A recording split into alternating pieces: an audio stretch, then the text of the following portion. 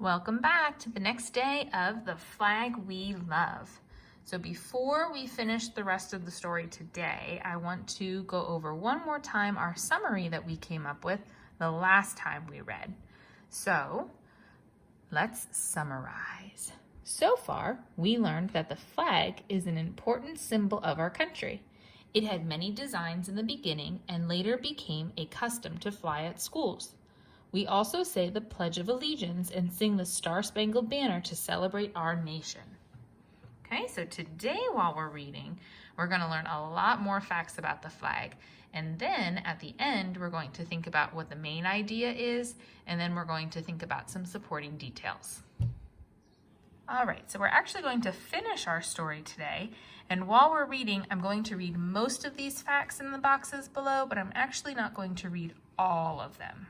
Okay, so a casket draped with a solemn flag journeyed the countryside, while people came from town and field to mourn the man who died.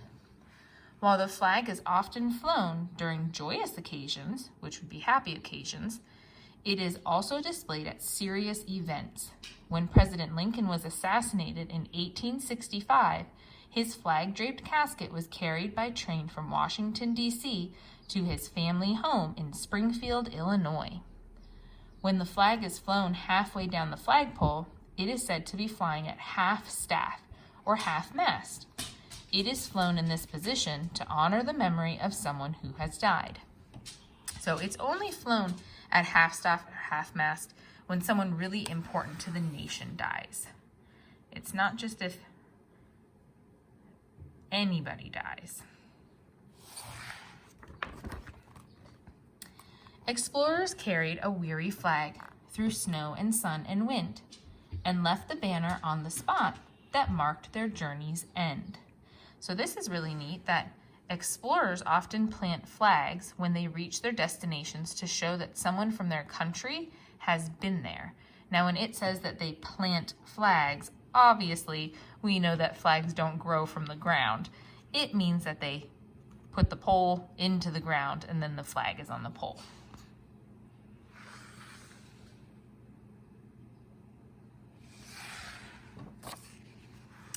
Children wave their festive flags and parade along the way. As the trumpets roll and, as the drums roll and trumpets blare, the rhythms of the day. So this one is a lot that we already know about, but the 4th of July is when the original 13 colonies declared their independence from Great Britain. So the next year on the 4th of July, the citizens of Philadelphia, which is in Pennsylvania, they held a parade in celebration. And over the years, the practice continued. That would be like when we talked about customs and traditions to fly the flag on the 4th of July.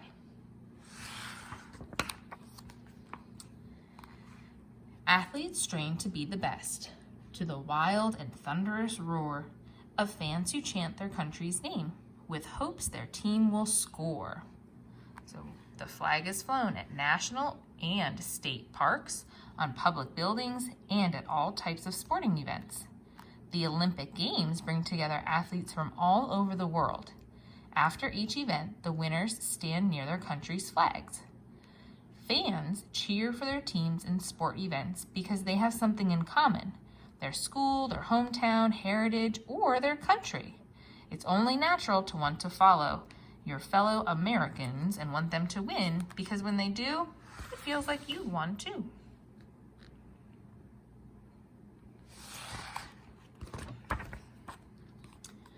When people come to our great country aboard ships that cross the sea, they are welcomed to our harbors by the flags of liberty. Since 1942, the flag has been flown in all of America's ports of entry. It is one of the first things seen by people aboard ships. In this way, visitors from other lands and Americans returning home are welcomed by the symbol of freedom. And this was a neat fact that actually, if you ever see the flag being flown upside down, that means that there is an emergency. That was something new that I had learned. Astronauts planted a peaceful flag on a far-off distant world, where it stands serene and silent with the stars and stripes unfurled. And here we have in 1969 Apollo 2 astronauts Neil Armstrong and Edwin Aldrin Jr. landed on the moon. So their spaceship, I guess, that they went up in was called the Eagle. But while they were there, they planted on the moon an American flag. And actually now, astronauts have planted American flags on the moon 6 times. One flag for each Apollo mission that landed there, which is really cool. I didn't know that either. Heroes shoulder valiant flags twice, 3 times, and more, and claim the front of battlefields on home and distant shores. Many Americans have died fighting for our country and for the rights of people around the world. Many monuments have been built to commemorate these heroes, including the Vietnam Veterans Memorial in Washington, D.C. So when you go there on one of your field trips in the next couple of years, you'll be able to see that monument. And there sure are a lot of American flags there.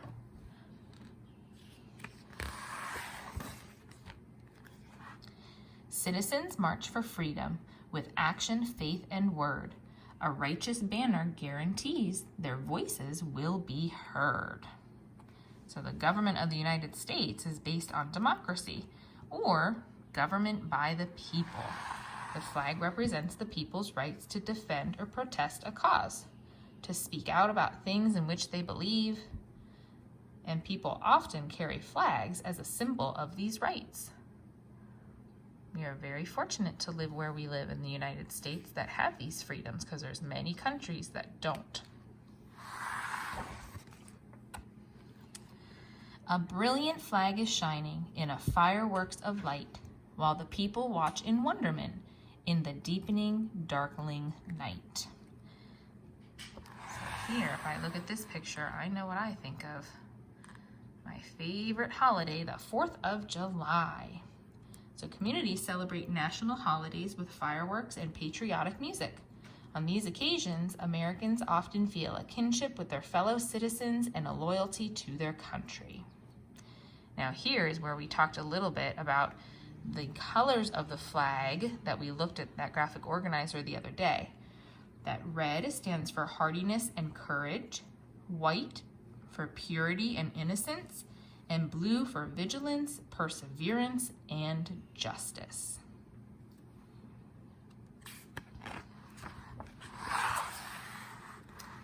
A citizen wears a symbol, a tiny flag-shaped pin, as a promise for our future and a reminder of where we've been.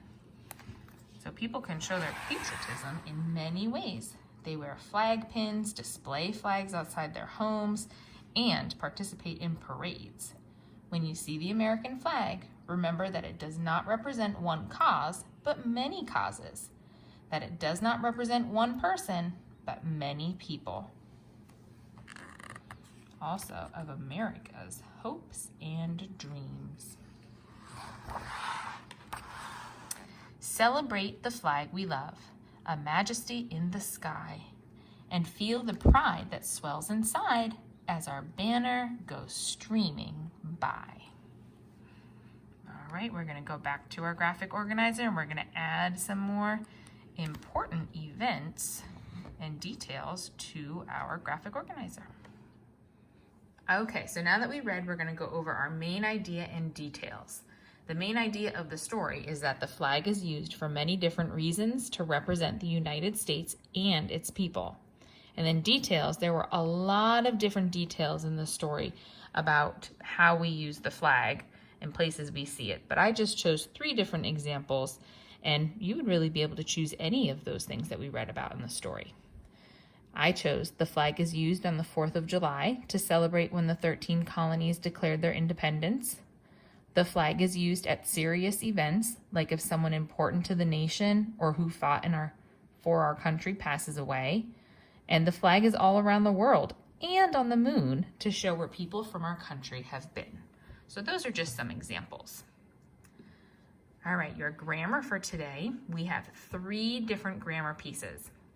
The first one's going to be imitate. So remember, this is where you have an original sentence, and then you're going to change, in this case, you're going to change the adjective, and then there's a challenge one to change the noun and the adjective. So the original sentence is one of our flag's colors is white. If we're going to imitate that and change the adjective, we can say one of our flag's colors is, that should be an easy one. And then if you take away flag, that's the noun, that's what we're talking about, one of our blank colors is blank. So I always like this because you can get really creative with what noun you put in there. Okay? So the next one, we actually have 2 of the same, and these are always my favorite. Expand. And I always like to think of, again, a balloon, okay? You don't want a balloon to be flat and deflated. You want it to be blown up as big as can be. Just like in a sentence, you want it to have lots of juicy details, okay? So for the first sentence, we're going to see if we can replace he, the pronoun, with a proper noun. And then we're going to add the word because, and we're going to add to it to expand that sentence. So our original sentence says, he asked them to save pennies.